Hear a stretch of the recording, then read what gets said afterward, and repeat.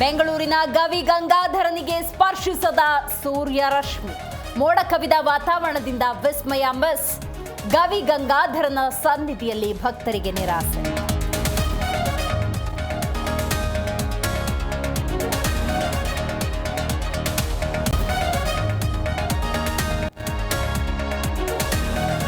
ಸಚಿವೆ ಲಕ್ಷ್ಮೀ ಹೆಬ್ಬಾಳ್ಕರ್ ಕಾರು ಅಪಘಾತ. ದುರ್ಘಟನೆ ಬಗ್ಗೆ ಜ್ಯೋತಿಷಿ ಭವಿಷ್ಯ ಹೇಳಿದ್ರು.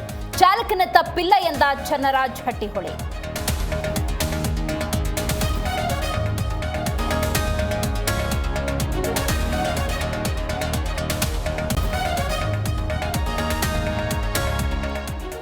ಡಿಕೆ ಶಿವಕುಮಾರ್ ಮೊದಲು ರಾಜ್ಯದ ಪರ ಕೆಲಸ ಮಾಡಲಿ.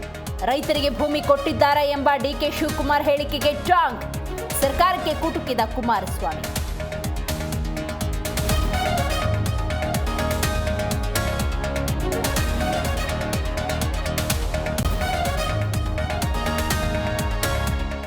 ಶಬರಿಮಲೆಯಲ್ಲಿ ಮಕರ ಜ್ಯೋತಿ ದರ್ಶನಕ್ಕೆ ಕ್ಷಣಗಣನೆ.